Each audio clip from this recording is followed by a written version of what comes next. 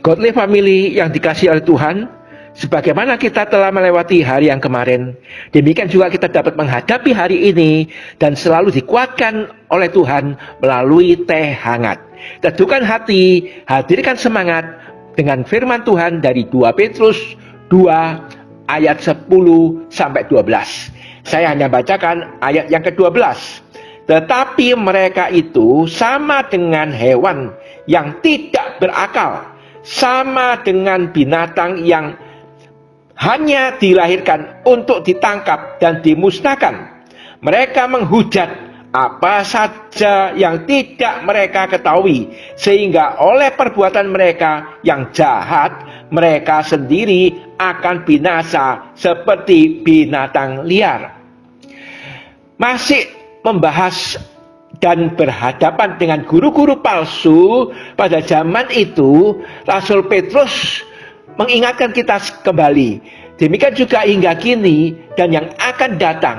Polanya menghadapi guru-guru palsu itu juga sama saja, yaitu selalu ada celah, ada kelalaian, ada kekurang waspadaan, dan ada kelengahan, sehingga tanpa sadar orang-orang percaya itu merasa abai dan mereka bisa dimasuki oleh guru-guru yang palsu itu.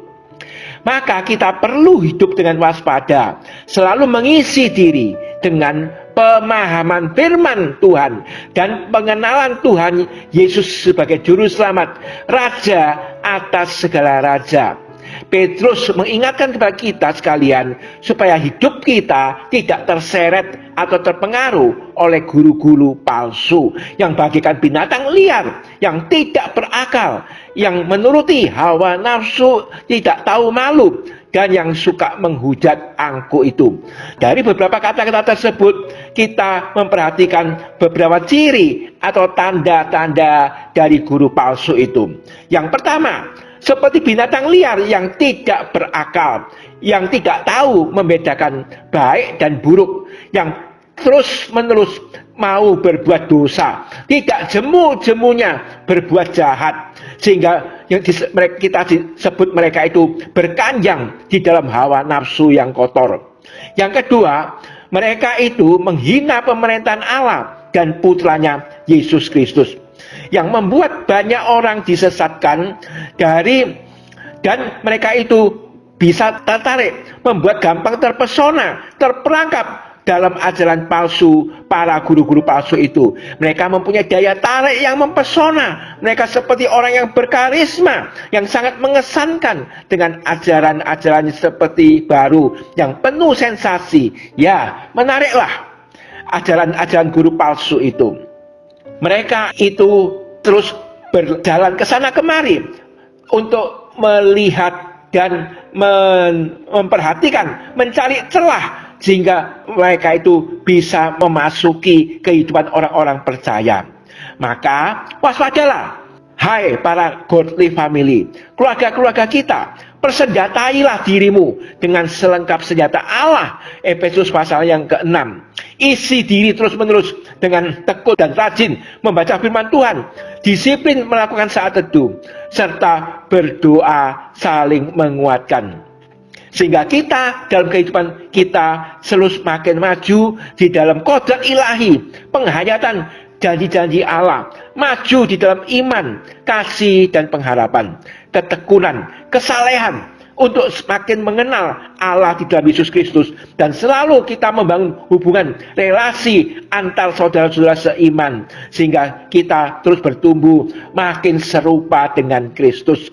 Sehingga dengan demikian, dengan makin mengenal Allah dan kita hidup kudus di dalam kodrat ilahi, kita makin dipenuhi dengan segala buah kebenaran yang dikerjakan oleh Tuhan Yesus Kristus untuk memuji dan memuliakan Allah, menampakkan Kristus melalui dan di dalam kehidupan kita sekalian.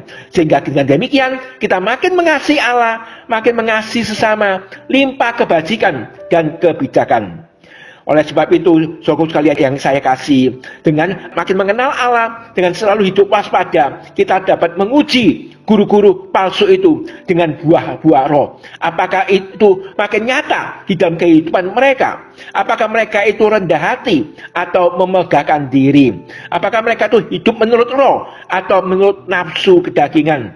Sehingga mereka itu selalu dapat kita prediksi dan dapat kita uji, dan kita tidak terjebak dalam ajaran palsu mereka.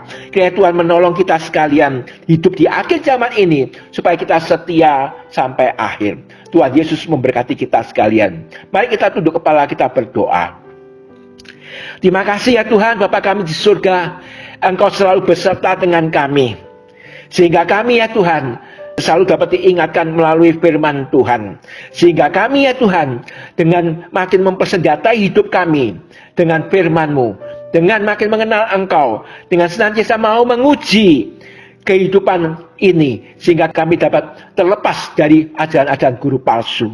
Terpuji nama-Mu ya Tuhan, tolonglah kami ya Tuhan untuk hidup berjaga-jaga dan berdoa, sehingga kami ya Tuhan dapat selalu memuliakan Allah di dalam kehidupan kami. Demi nama Tuhan Yesus Kristus kami berdoa. Amin.